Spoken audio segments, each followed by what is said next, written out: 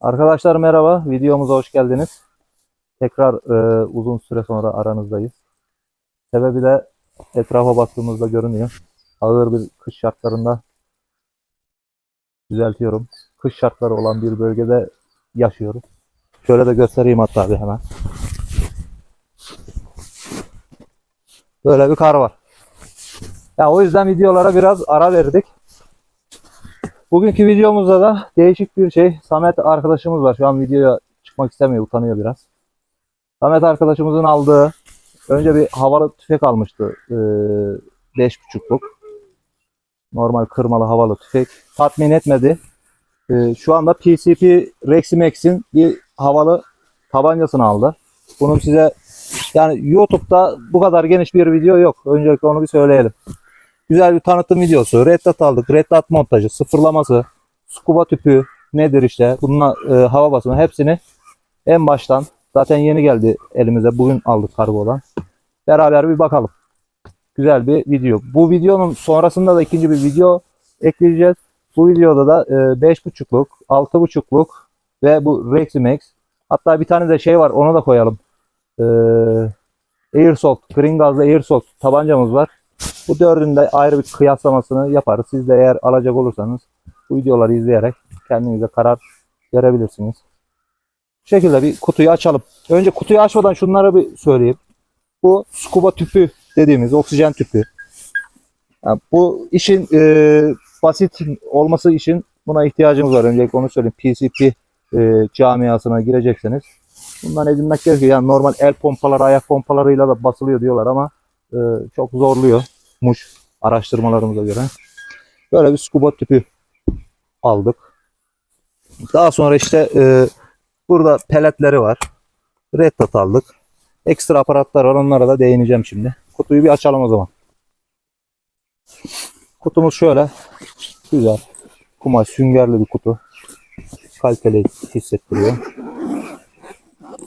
Açtığımızda ilk bizi şöyle faturası ve birkaç tane hedef kağıdı koymuşlar. Kullanma kılavuzu. Bunlar karşılıyor. Gözüküyor mu şu an? Kutumuzun içerisinde tabanca aynı zamanda dipçik ile tüfeğe dönüşebiliyor. Bir tane PCP tabancamız. Şöyle detay çektiyse. İki tane şarjör. İşte bu scuba tüplerine dolum aparatları tarzı. İşte gerekli maşonlar, o-ringler. Gerekli aparatlar içinden çıkıyor.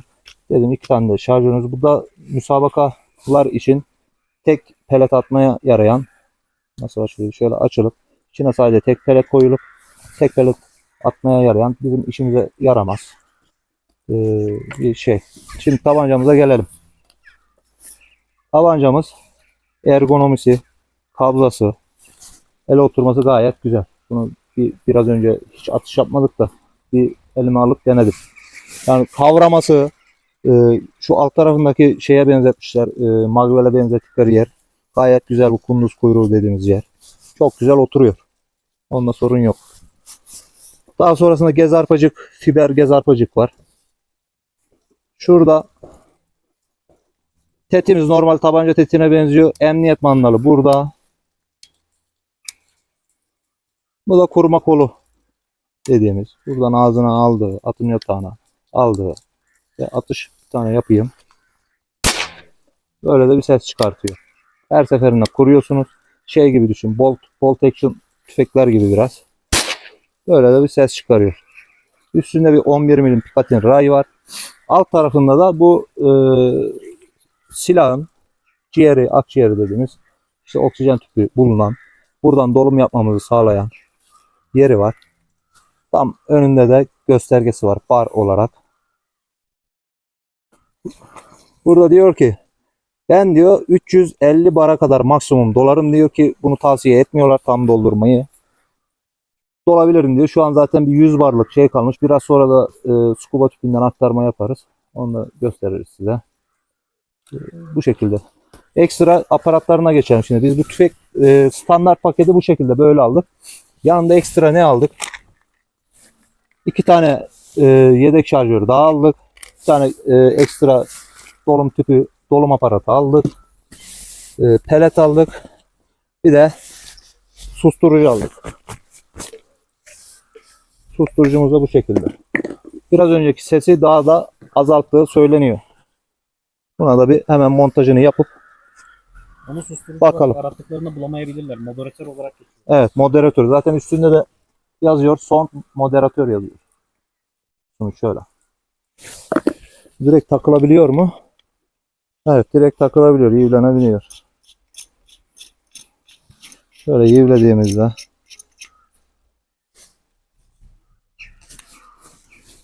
görüntüsü bu şekilde oluyor. İşlevine bakalım. Hemen bir olur. Yani yarı yarıya kesti diyebilir miyim? Bir de boşken daha çok ses çıkarıyor. Biraz sonra gerçek atış yaptığımızda sıfırlama da yapacağız ya. O zaman da görürsünüz. Boşken daha az ses çıkarıyor. Boşken çok ses, doluyken daha az ses çıkarıyor. Pardon. Evet. Şu dipçik kısmını da takalım. Bu zaten çok basit. 2 tane geçme yeri var. Bastığımızda şurada bir düğmesi var. Düğmeye basıp oturuyor. Bu şekilde de görüntüsü şöyle. Şu da şöyle olacak. Yani biraz daha MP5 kıvamı bir şeye dönüşüyor yani. Gayet güzel. Şeyini de sökelim artık. Gelelim Retta'da. Başka burada yok göstereceğimiz bir şey. Retta'da için Önce basmayı sonra tamam, tüpü gösterelim o zaman. Yaklaş biraz daha. Şimdi scuba tüpümüz de şu dolum aparat dediğimiz gelmiyor. Onu sonradan kendiniz alması gerekiyor. Şunu e, anahtar marifetiyle buraya sıkmak gerekiyor. Şöyle yani. Önce şurasını takıyorsunuz. Sonra burası böyle mandallı. Bunu buraya takıyoruz. Çok basit oluyor zaten. Daha sonra burası önemli, biraz açılı. Şuradaki yuvanın açısı var arkadaşlar. Açılı bir şekilde soktuğumuzda arkadaşlar oturdu şu an buraya. Şu an sorun yok. Daha sonra ne yapıyoruz? Adım adım anlatıyorum. Bu konu biraz sıkıntılı. O yüzden bunu buraya taktım, bıraktım. Burada da şey var. Burayı da gösteririz birazdan. Bar şeyi değeri artacak şimdi. Sonrasında scuba tüpümüzün ana vanası olan vanayı açıyorum. Şu an bak buradaki şey kalktı. İbre kalktı. Buradaki de kalkıyor. Yani bu scuba tüpünün, büyük tüpünün içindeki basınç kaç varsa sizin buraya da aynısını veriyor. Yani şuradaki ibreyle buradaki ibreyi eşitliyor basınç olarak. Şimdi bak göster ikisini de şöyle. Hemen hemen. Doğru mu?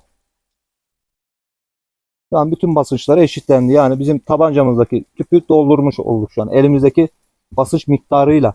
Yani bu tüpün içinde 300 barlık havamız olsaydı buna da biz 300 basabilecektik. Yani bu da zamanla işte kullana buna zamanla tükeniyor. Sonra bu tüpü doluma göndermeniz gerekiyor. Daha sonrasında ne yaptım? Şimdi tabancam doldu. Ana vanayı önce kapatıyorum. Büyük vanayı. İyice sıkıyorum. Daha sonra şurada bunu da gösterelim. Bakın şu an şu hortum gergin. İçinde basınç var. Şurada bir küçük vana daha var. Bu borudaki havayı tahliye ediyor bir nevi, yani basıncı tahliye etmesi için. Direkt bunu çıkartmayın, yüzünüze gelir. Sonra bunu bakın ses duyuluyorsa eğer. Şu an bunu da gevşettim.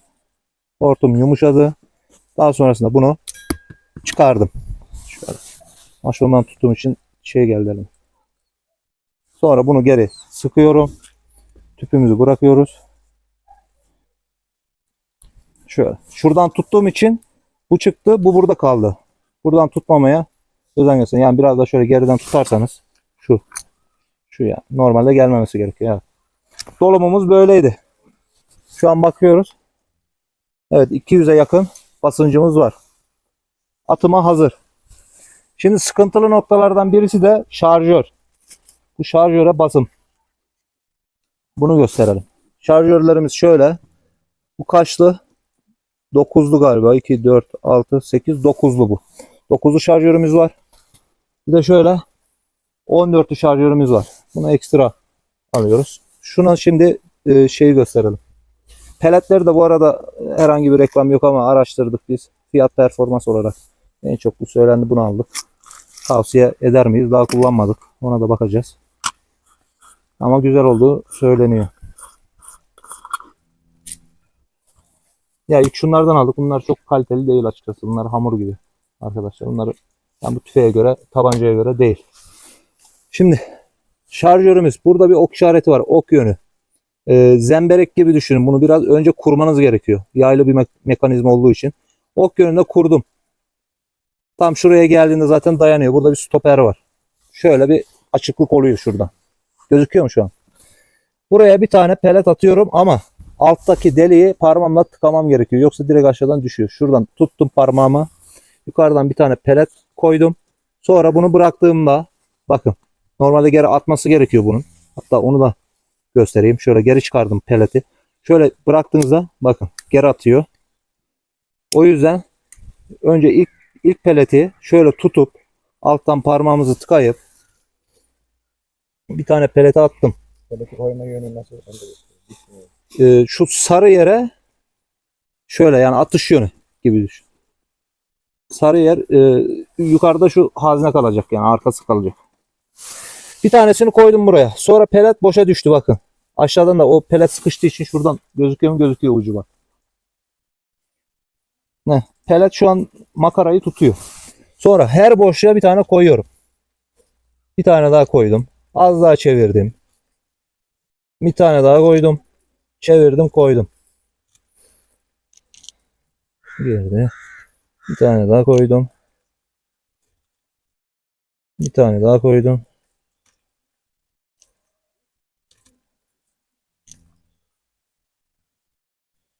Yani 9 tane koydum ve en son geri kapattım. Şu an şarjörüm dolu.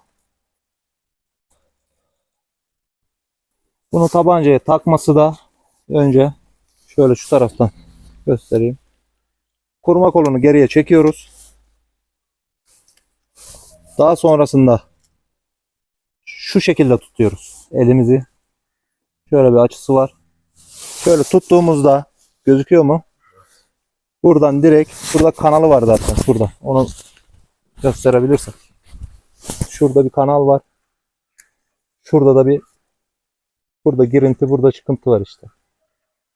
Gözüküyor mu? Evet. Bu oraya girecek şekilde şöyle takıyorum. Taktım. Şarjörüm de şu an takılı. Atışa hazır. Ama önce bir red tadımızı takalım. Kaç tane atalım? Nereye atayım? Sayın moderatörümüz. Ne ya? Kağıda bir atış yapıyorum. İşte bunun sıkıntısı şu dipçiyi takınca gez arpacık yapamıyorsunuz. Yani çok yüksek geliyor. Arpacığı falan zor görüyor yani. O yüzden bunu çıkarıyorum. Atıyorum. Evet, dolurken sesi bayağı azalıyor. Şeyi bir çıkartalım, susturucuyu. Onu gösterelim. Susturucuyu çıkardım. Tekrar kurdum. Her seferinde kurmanız gerekiyor. Susturucuyu çıkarınca sesi bu şekilde. Böyle. Tamam mıyız? Şarjörümü çıkarttım. Böyle bir kontrol amaçlı şimdi yaptım. Şimdi şunları bir kenara alalım. Suyla işimiz bitti. Redladığımızın montajını yapalım ama burada da şöyle küçük bir ayrıntı var. Standart yani internette bulunan redlatların geneli bu 22 mm olan platin raylar için üretilmiş. Fakat bizim bunun üzerinde 11 mm ray var. Onun için önce bir 11 mm'yi 22'ye dönüştürücü aparatı var. Böyle bir aparat alıyoruz öncelikle. Veya direkt bulabilirseniz ki biz bulamadık. 11 mm raya oturan orijinal direkt bir reddat varsa onu da alabilirsiniz. Biz bulamadık. Redda'da da şunu seçtik. Tavsiye üzerine aynı şekilde. Vektör Optics'in bu havalı silahları için ürettiği yan firması olarak Vic Optics bir marka. Yani çok kaliteli bir şey değil ama bu havalı şeyinde gayet makul bir Red Dot. Şimdi bunu açalım bir. Evet, pil çıktı direkt içinden. Şimdi bir tane temizleme bezi. Güzel. Alyan takımı. Kullanım kılavuzu, tanıtım şeyi gibi. Detayımız bu şekilde. Modeli falan burada yazıyor. Arkasını çevirdiğimizde de işte reticle seçenekleri mevcut. Bak hem rengi değişiyor hem şekli değişiyor. Bu şekilde bir Red Dot. Onu da koyduk. Alyan lazım olabilir. Red Dot'umuza bakalım.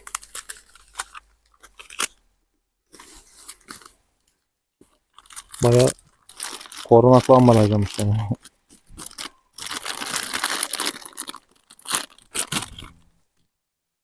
Red Dot'umuz ilk görüntüsü böyle.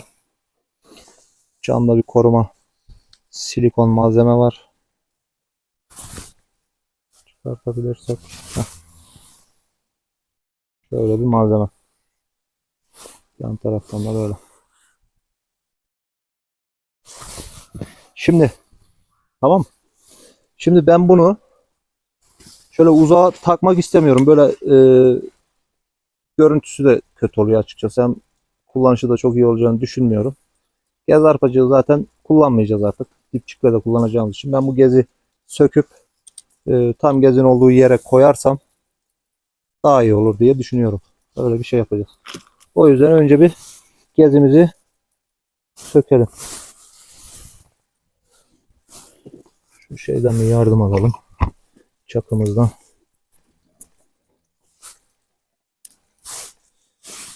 Neyse. Şurada bir tornavida var ama diğer tarafta da sekman var gibi. Yok.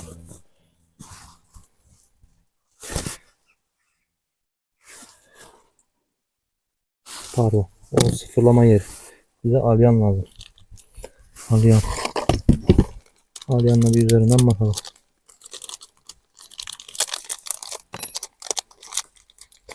Denk gelirse eğer.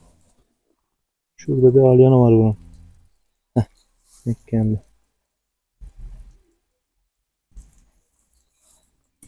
Aynen öyle. Şu yukarıdaki alyanı gevşettiğimizde gayet basit ve güzel bir montajı varmış yani iyi.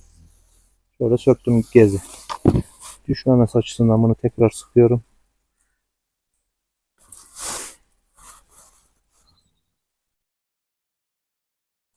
Bunu kutumuza koyuyoruz. Şimdi şu dönüşüm aparatına bakacağız. 11'i 22'ye çevirmek için. Kutudan da 2 tane çıkıyor bu arada. O da güzel bir şey. Muhtemelen bu dürbünler var ya, çift ayaklı. Dürbünler için bu ayrı ayrı 2 ayağı diye güzel. Bize bir tanesi lazım. Bunun da montajını nasıl yaparız?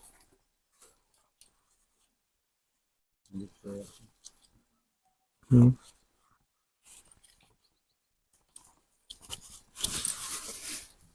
Şunu gevşetelim de.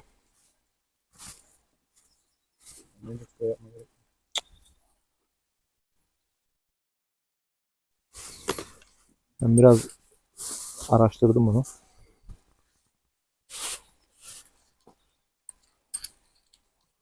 Heh, şöyle. Tadımıza takıyoruz. Zaten yaylı. Çok basit de çıkar yani buradan. Şöyle çıktı. Şu yaylı ya. Gözüküyor mu? Bunu getiriyoruz. Bunun 22 milim yuvaya oturttum. Bunu da 11 milime taktım. Daha sonrasında alyanlarımı sıktım. Da olacak diye tahmin ediyorum yani. İnşallah. Samet ne diyor? Sen yaptıysan olur yani olmasın. Yok ya, estağfurullah. Red Dot'la atışı heyecanlandırıyor biraz. Valla sıfırlama bozmaz diyorlar zaten, herhangi bir hiçbir şekilde tepme, sekme, ne bileyim bir şey yok. Zaten susturucuyu da taktıktan sonra bir ses de çıkmıyor. Evet. Çok keyifli olacağını düşünüyorum. Peki Samet Bey, bu sizde normal bir havalı tüfek var. Bu kırıp. Onunla da dedim ya şeyini çekeceğiz, kıyaslamasını. Onu sen zaten kullanıyordun. Evet. Neden yetmedi? Neden bu? Ya yaylı olduğu için her seferinde kırmak gerekiyor. Kırıldığında Efor da sarf ediyorum. yani efordan ziyade ona O tüfek de burada arkadaşlar, hemen gösterelim. başlangıçta bu çok güzel. Ama bunu her seferinde kırmak gerekiyor. Evet. Ya kırmakta da problem yok. Kırılıyor. Her seferinde bir tane atabiliyoruz. Hı hı. Ve kırıldığında da her seferinde Tüfeğimiz de şöyle. sıfırlama bozuyor. Red Ya, Dot Red Dot Decathlon'dan alınan zaten havalı tüfekler için Evet. tasarlanan bir Red Dot ama Samet bayağı yaklaşık 1,5 senedir kullanıyor herhalde, Ha, doğru mu? evet. Bozuldu diyor artık, kendi kolum bozuluyor veya bozulduğuna inanıyor Samet Bey. Duramıyorum diyor. Temassızlık olduğundan dolayı böyle. Ha, bir de ufak temassızlık. Evet, bu aynen bu Red Dot direkt 11 milim. İşte Samet de zaten hem bu tabancaya büyük gelir hem ayrıca da sıfırlamayı bozduğunu söylediği için. Bir de sıfırlamayı da Sıfırlama. bozuyor sürekli. Yani her seferinde Bozuyor dedi ya demin. kırdığımız için kırıldığında bu çok az da oynasa Evet. hedefe şaşırıyor. Yani zaten havalıyla küçük hedefler atıyoruz. Aynen öyle. Red Dot böyle nasıl görünüyor? Önce sen sonra izleyici kardeşim. Bence çok güzel gözüküyor. Kibar duruyor en azından. Evet. Yani Görüntü şöyle. Şöyle. Bir de şöyle göstereyim. yani eğer böyle bir tabancaya sahip olabilecekse bu şekilde bir red dot tercih edilmeli. Evet. Hem ağır Bakış değil, açısı geniş. hem bakış açısı geniş ve kibar duruyor. Şöyle. Ve tabancaya da yakıştı yani. Ne? Susturucu mu? Ha, pilini takacağım, evet. Pil montajına daha bakmadık bile. Pili nereden takılıyor onu bile. Ha, şuradan para bize, tamam. Bunu da şöyle tutup çevirmek gerekiyor. İçinden pilimiz çıkmıştı. Bu CR2032 dediğimiz standart. Bant falan yok. Yok, görmedim ama bir daha bakalım. Söktak olmasın. Yok.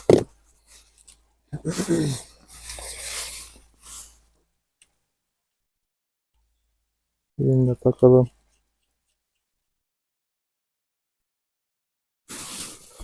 Böyle biraz nem veya su falan girmemesi açısından, zaten contası var da biraz elimin yettiği kadar sıktım.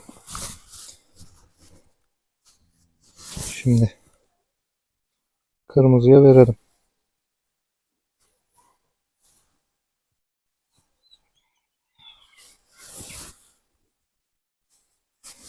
Yok, açılmadı. Heh, açıldı. Tamam.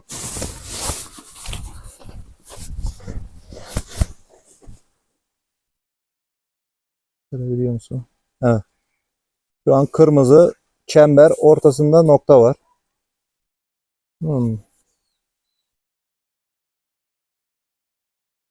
Netledim mi? Şimdi particle şeklinde gösterebilirsek. Da şunu bir daha parlaklığını sona vereyim.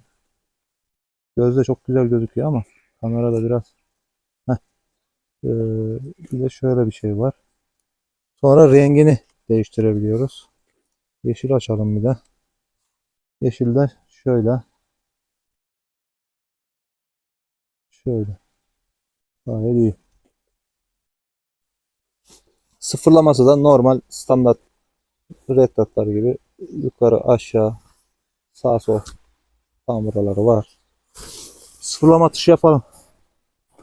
Şarjörümü tekrar takıyorum. Fişeye göre sıfırlama yaptığımız için bundan sonra da atacağız. Evet, bu da çok önemli. Çok güzel bir yere değindi. Şimdi piyasada bir sürü ne var? Bu peletlerden var, doğru mu? Bu var mesela bizde şu an bile 2 çeşit. Bir de şu var. Şöyle gözüküyor mu? Ya bununla sıfırladıysan artık hoşuna gittiyse performansını seviyorsan hep bundan alman gerekiyor. Yoksa bir kıymeti kalmaz. Ben bununla sıfırladıktan sonra şunu atmaya kalkarsam işe yaramaz yani vuramaz. Böyle de bir durum var. Zaten içerisinde 400 tane var. Yeteri kadar da var. Aynen öyle. Biz zaten kaç tane aldın Samet? Baksana. 2, 5 kutu. 4, 5 kutu aldık yani bu bir sene gider herhalde sana ya. Ha. Şimdi şöyle bir kenara gelip burası tam 15 metre önceden koyduk. Bir sıfırlama kağıdı hazırladık. Karşıda gözüküyor mu? Oraya bir atışımızı yapalım. İpçiğini takayım mı? Susturucusunu da takayım. 15 metre mesafeye bir sıfırlama kağıdı koyduk. Zaten standart hep kullandığımız kağıt 1 santimlik kareler var. Ortasında siyah yuvarlak daire. Onunla bir sıfırlamaya çalışacağız. Başlıyorum atışa.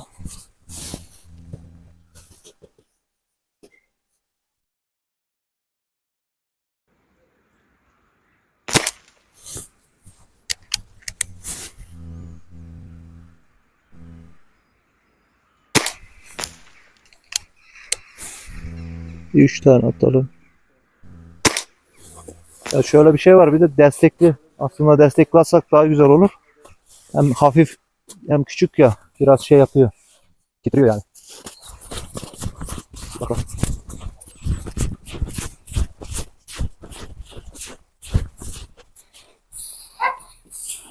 Ha, bu arada şu suntalağını da deldi arkadaşlar. Patlama korkusu yani. Üçü de aşağıda. Şu ortadakini şey yaparsak biraz yukarıya alacağız. Üç atışın ortasındakini baz alıp orta Doğru. merkeze getirmeye çalışıyoruz. Evet. Ama bu da çok güzel bir grupman değil. Dediğim gibi destek katarsak daha iyi olur.